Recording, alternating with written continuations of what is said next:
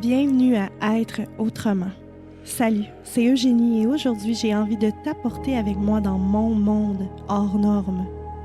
Ici, je veux te transmettre mes connaissances, celles qui ont changé ma vie et qui me permettent de garder espoir malgré la maladie dégénérative de mon fils.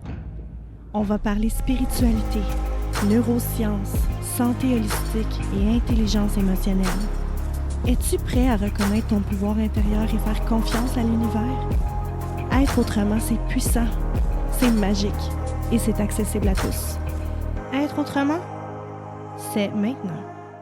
Bienvenue sur le show Être autrement. J'espère que vous avez passé un beau week-end. Cette semaine, je suis de retour en solo. Ça faisait longtemps encore, cet été, je vous ai vraiment... J'avais envie de vous inspirer vraiment en invitant les gens pour parler de toutes sortes de sujets, pour ouvrir votre conscience sur plein de choses, pour vous donner des outils.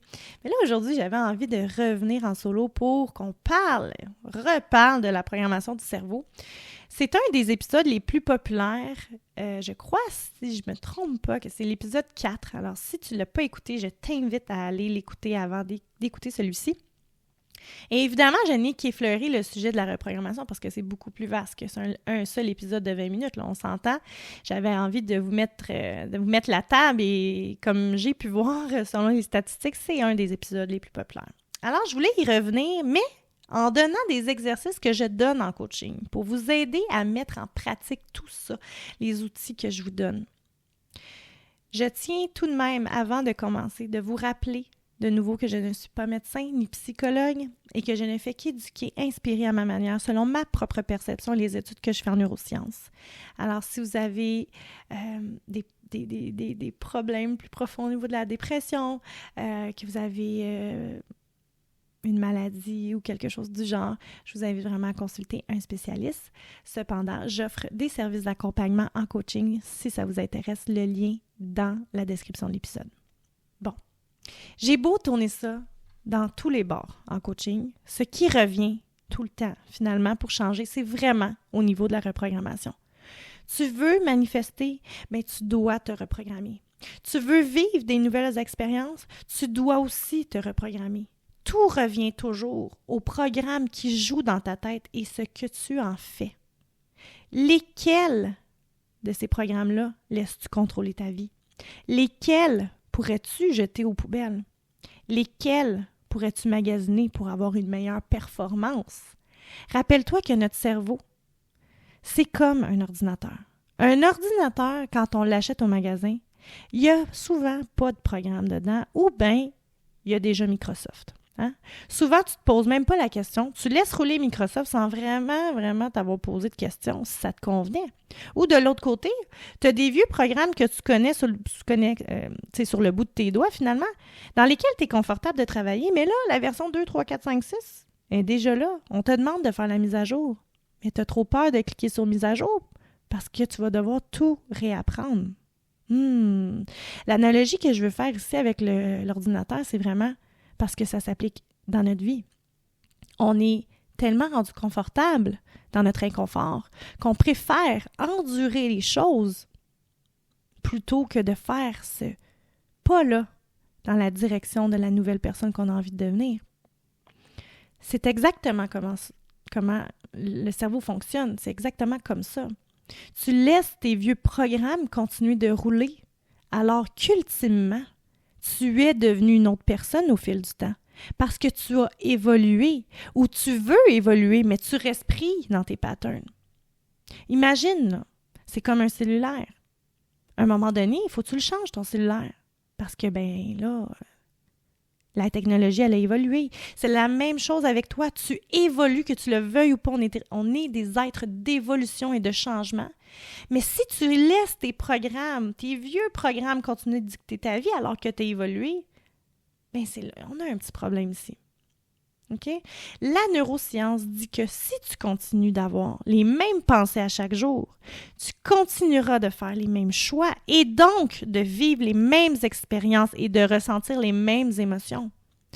En ce sens, tu n'as d'autre choix que de continuer d'ouvrir le même programme qu'on peut nommer ici les mêmes pensées et jouer en boucle cette cassette qui fort probablement commence à te taper sur les nerfs. Le gros du travail, c'est en fait de prendre le contrôle du programme, de prendre le contrôle de tes pensées pour pouvoir appliquer des changements dans ta vie. Parce que c'est vrai, c'est pas vrai que tu as envie d'être à la même place dans 5 ans. Et surtout pas si tu ne vas pas bien, si tu es malheureuse, puis que ta vie ne te convient plus, ou que ta relation de couple te convient plus, que ton emploi te convient plus. Même si ça va bien, tu ne veux pas être à la même place dans 5 ans. Parce que, je le répète, nous sommes des êtres humains. Et notre rôle sur cette terre est de vivre des expériences pour évoluer. Si nous n'évoluons pas, nous n'avançons pas. Et la stagnation, ça a son lot de problèmes. Ce que je veux dire par là, c'est que dans la vie,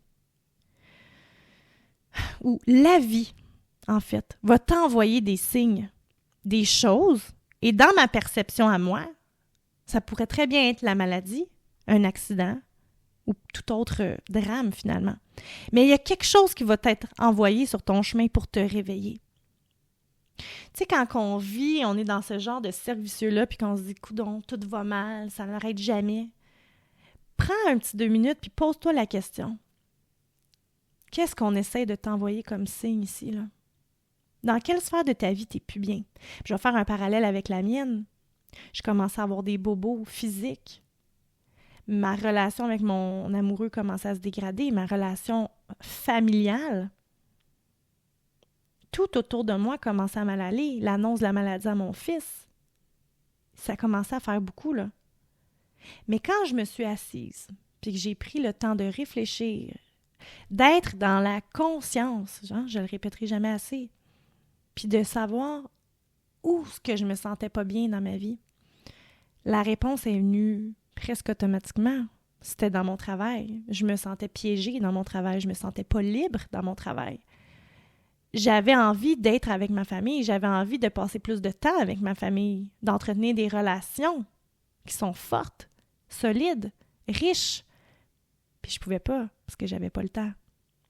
Fait que prends le temps de regarder où est-ce que dans ta vie, ça fonctionne plus. Moi, j'appelle ça le reboot du système. J'ai fait un exercice pour voir comment j'étais avant la maladie de Mason. Et je me suis rendu compte, comme je viens un peu de nommer, que j'étais sur un pilote automatique. Hein? Mon attention était beaucoup sur le matériel, entre autres. Je vois vraiment l'annonce de la maladie comme un coup de barre de l'univers pour venir me dire « Réveille-toi ». C'est pas ça, la vie. Et c'est pas ce que tu fais en ce moment, ton chemin de vie. J'aime le renommer, mais j'avais tellement de signes de l'univers pour m'éclairer sur le fait que je devais quitter la vie que je menais. Mais j'étais pas à l'écoute. Mes œillères étaient fermées parce que j'étais sur ce foutu pilote automatique. Qu'est-ce que je veux dire par le pilote automatique, là? C'est que tu n'as même plus besoin de penser à ce que tu dois faire. Tu le fais par habitude. J'étais pas consciente de ce qu'il se passait autour de moi.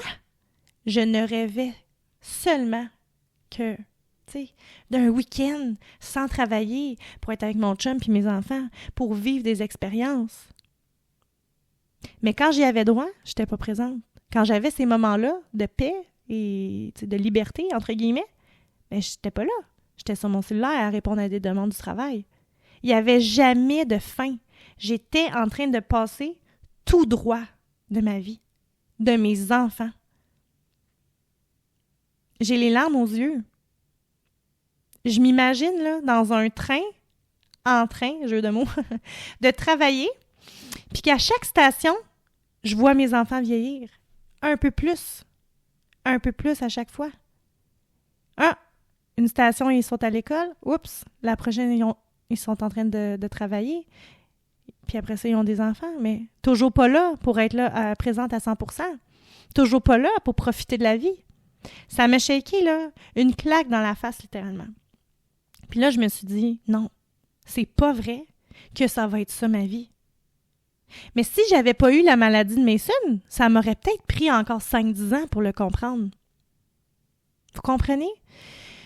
Je sais que j'étais sur cette voie-là parce que je suis à l'écoute de moi, je suis à l'écoute de mes ressentis. Je le ressentais aussi à l'intérieur de moi, là. Mais cette fois-là, ça me rentrait dedans. Grâce à mon intérêt de guérir mon fils, aux informations que j'ai prises, aux livres que j'ai lus, aux études que je fais en neurosciences puis en décodage émotionnel, tout ça me réveillait. Ces informations-là que j'ai décidé de mettre en premier plan dans ma vie m'ont permis de m'ancrer assez solidement pour prendre une décision que certains pourraient dire de fou, de complètement fou. Mais fou pour qui? Mason, c'est une lumière dans ma vie. Je l'aime d'un amour qui ne peut même pas s'exprimer. Et je ferai tout pour honorer mon fils et aider les autres à changer leur vie comme je l'ai fait. Dommage qu'il m'ait fallu ce drame-là pour me réveiller. Mon rôle avec le podcast et mes services d'accompagnement en coaching, c'est de t'aider à faire ce changement-là dans ta vie avant que le drame arrive. C'est ça ma mission. Je veux t'éveiller, je veux te réveiller avant que quelque chose arrive dans ta vie. Tu n'es pas obligé d'attendre qu'il y ait un drame. Je veux tellement que tu comprennes à quel point ta vie est précieuse, puis que tu mérites de vivre une vie alignée avec ce qui te fait du bien, rien de moins. Je veux que tu réalises en m'écoutant que tu as le droit de vivre la vie que tu veux et qu'il est temps, plus que temps, que tu te donnes de l'amour. J'en ai parlé dans un autre podcast de cet exercice-là, mais je vais le redonner parce que je trouve vraiment que c'est important de le mentionner encore.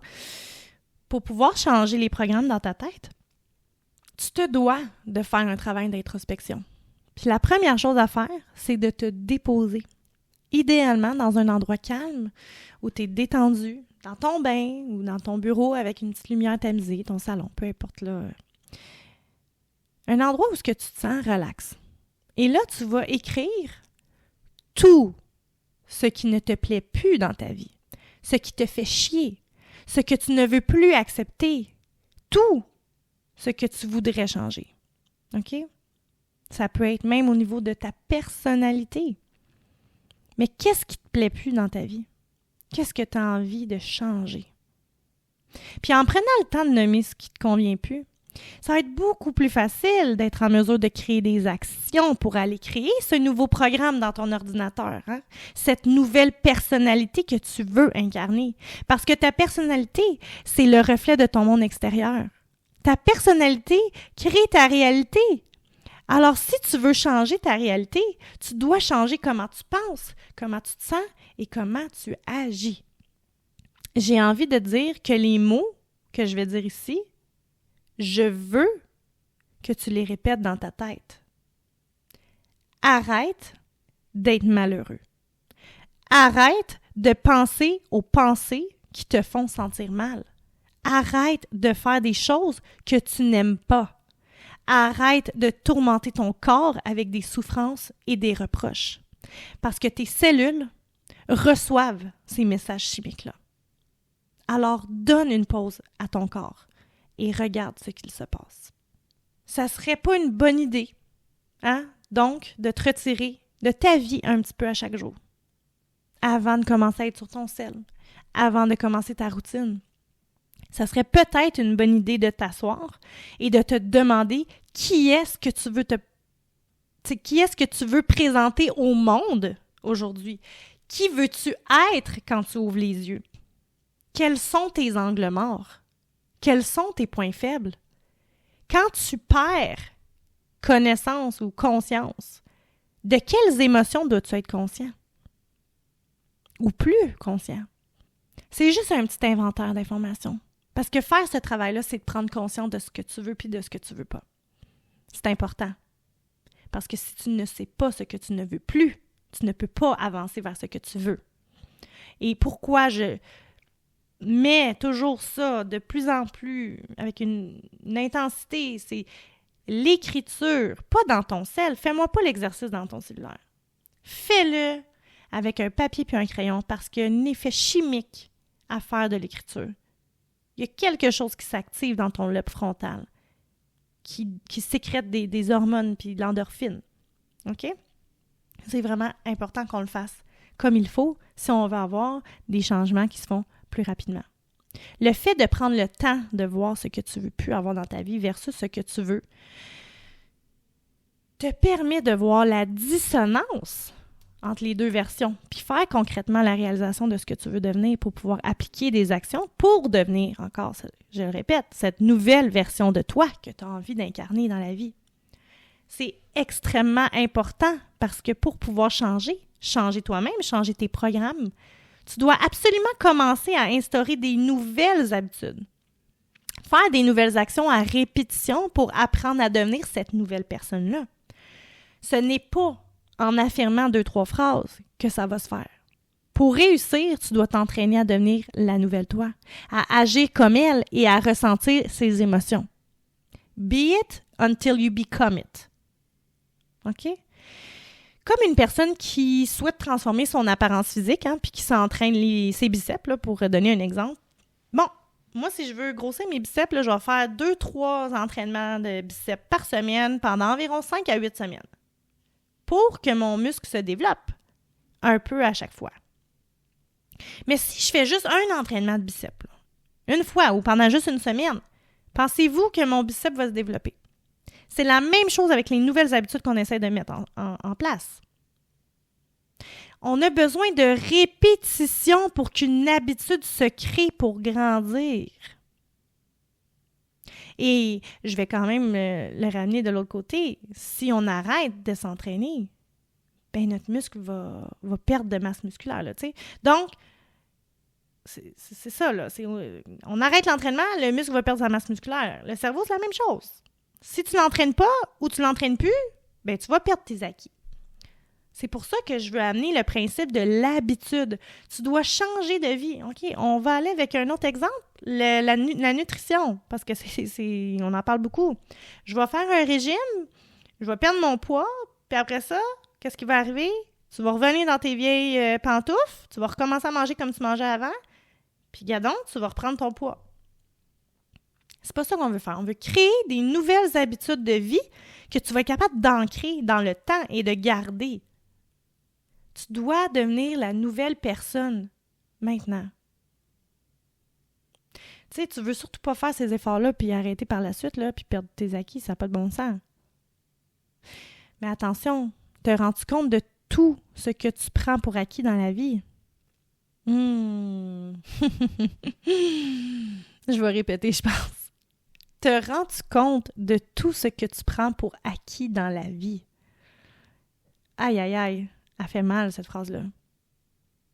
Les efforts que tu mettais en début de relation, que tu as cessé de faire parce que tu es devenue maman, par exemple, c'est le même principe. Qui as-tu envie de devenir? Puis cette personne-là, comment elle est? Comment elle parle? Comment elle est en relation? Comment elle est au travail? Comment elle est? C'est une maman, elle est comment? Quelles actions tu peux faire aujourd'hui pour avancer vers cette nouvelle personne-là? C'est très important, OK? Parce que ces actions-là que tu vas poser qui vont t'aider à accéder à cette version-là, ça va se faire un pas à la fois, un jour à la fois. Tu sais, c'est une action que tu vas faire à chaque fois pour aller vers cette version-là de toi que tu as envie de devenir. Puis en faisant cet exercice-là, essaie de le faire évidemment, sans jugement. Sans cette pensée de « c'est pas pour moi, je suis pas capable, je mérite pas mieux ». Pourquoi, toi, tu mériterais pas ça? Voyons donc. Peut-être que tu pars plus loin que quelqu'un qui a eu une enfance heureuse. Oui, OK. Peut-être que tu pars plus loin que quelqu'un qui a des moyens financiers. Moi, je suis d'accord. Mais il n'y a absolument aucune raison pourquoi tu ne réussirais pas à créer de nouveaux programmes, à vivre une nouvelle vie complètement différente de ce que tu es en train de vivre en ce moment. La seule personne qui t'empêche de faire ces changements-là, c'est toi. OK? Tu es responsable des choix que tu fais. Et ne pas faire de choix, c'est aussi un choix. Ne pas prendre action, c'est un choix. Alors, quel choix feras-tu aujourd'hui? Qu'est-ce que ta petite toi ferait, elle? C'est une question que j'aime poser aussi en coaching. Parce que des fois, on a de la misère. On a de la misère à savoir ce qu'on n'aime plus. On a de la misère à savoir surtout ce qu'on veut. Surtout ce qu'on aime. Parce que dans le feu de l'action, quand on ne se sent pas bien, je le répète souvent aussi sur le podcast, c'est souvent dans ces moments-là où on se sent dépourvu de tout, on se pose la question de on est qui finalement, puis qu'est-ce qu'on aime? Puis je suis certaine que j'ai des gens qui écoutent le podcast, que si je leur pose la question, c'est quoi tes passions? C'est quoi que t'aimes? Il y en a beaucoup qui vont répondre, ben tabarouette, je le sais pas. Je ne sais même pas ce que j'aime. Et c'est un problème.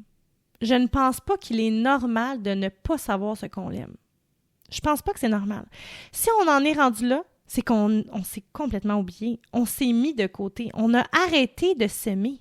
Pourquoi? Pour plaire à l'autre. Pour s'assurer que tout le monde est bien, sauf nous. Parce qu'on est pris dans cette routine de vie qui va trop vite. Peu importe la raison. Mais la base de tout dans la vie, c'est l'amour. L'amour de soi. Avant tout. Alors, qu'est-ce que tu peux faire aujourd'hui comme action pour te redonner de l'amour à toi?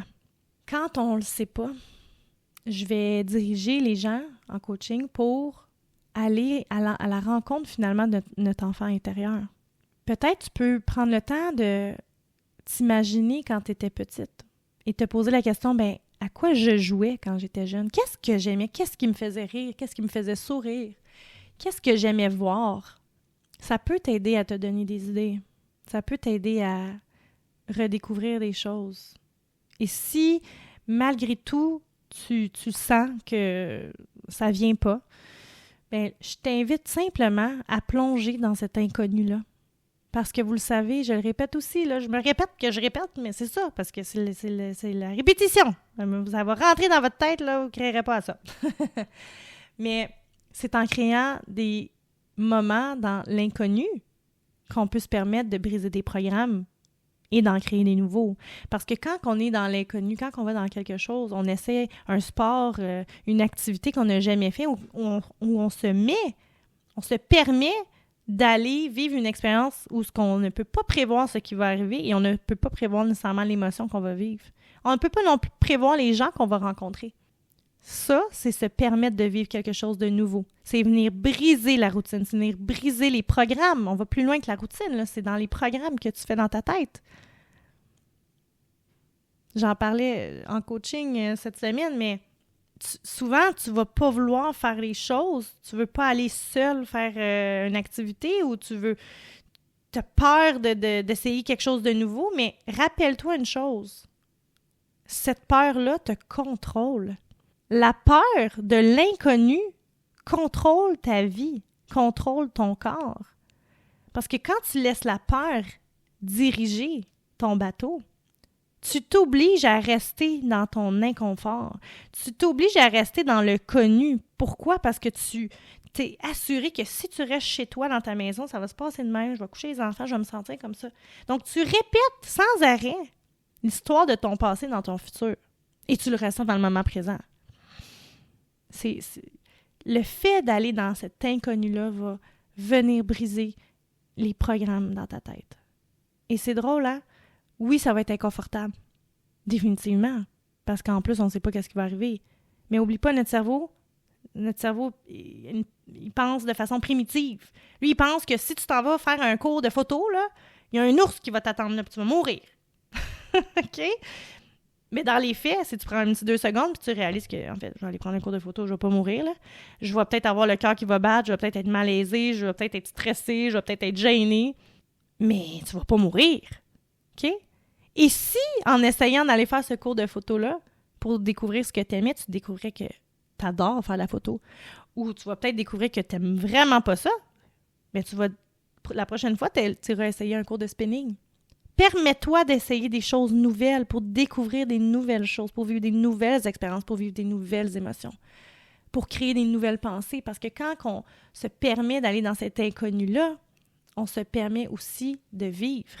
On se permet de changer le plan, la map, l'itinéraire. Disons que tu as aimé ton cours de photo, mais peut-être que tu vas rencontrer des gens à chaque fois, à chaque semaine, qui vont là. Ça va peut-être devenir des amis. Tu vas peut-être rencontrer des gens qui ont des super histoires inspirantes à raconter, qui vont t'inspirer toi-même à faire un pas de plus vers la personne que tu as envie de devenir.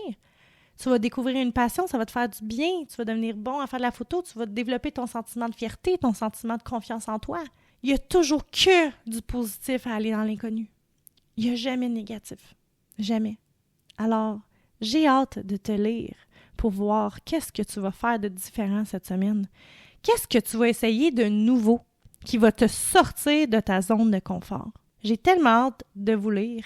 Venez m'écrire ou écrivez dans les commentaires sur Instagram quand je publie les petits sneak peeks, là. Venez m'écrire en privé, peu importe. Je veux savoir qu'est-ce que vous avez fait pour sortir de votre zone de confort ou qu'est-ce que vous allez faire. Puis quand c'est fait, venez me le dire. Vous allez tellement être fiers de vous, là. Vous allez tellement être contents. Puis ça va être un pas de plus vers la nouvelle vous, hein?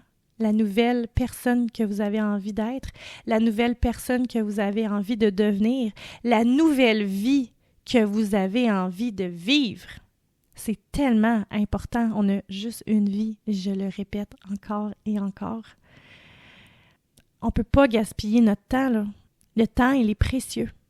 Et chaque minute que tu perds à regarder la télé, par exemple, 3 heures par jour, toute la semaine, c'est 3 heures que tu pourrais faire la lecture de développement personnel. C'est 3 heures que tu pourrais aller faire un cours de quelque chose qui te fait du bien. C'est 3 heures que tu pourrais développer une nouvelle entreprise. C'est 3 heures que tu pourrais lire sur un sujet qui t'intéresse, qui te fait évoluer, qui te fait grandir intellectuellement. Alors, quel choix feras-tu vers la nouvelle personne que tu as envie de devenir? Parce qu'on peut tous faire ces actions-là. Tous et toutes. J'espère que ça vous a inspiré, ce bel épisode. Si vous avez aimé l'épisode, s'il vous plaît, prenez le temps de partager sur vos réseaux sociaux, taguer Être Autrement pour que je puisse repartager. Vous n'avez pas idée de ce que ça fait. La communauté grandit à chaque semaine. Je vous en suis éternellement reconnaissant. Sur Instagram, je publie aussi de l'information, du contenu qui vous éduque, qui vous informe, devrais-je dire. Donc, prenez le temps, si ça vous inspire, ça vous interpelle, partagez. C'est tellement important pour moi que ces mots-là, que ce que j'apprends, que ce qui m'inspire, qui a changé ma vie, puisse inspirer d'autres personnes. Et ça va se faire grâce à vous, grâce à la communauté, grâce à toutes les personnes qui prennent le temps de partager des segments de l'épisode, des photos, peu importe. Et n'oubliez pas de laisser un 5 étoiles sur la plateforme Spotify. Ça l'aide aussi le podcast à se faire suggérer à d'autres auditeurs. Alors voilà, je vous laisse là-dessus et on se revoit la semaine prochaine pour un autre épisode. Au revoir!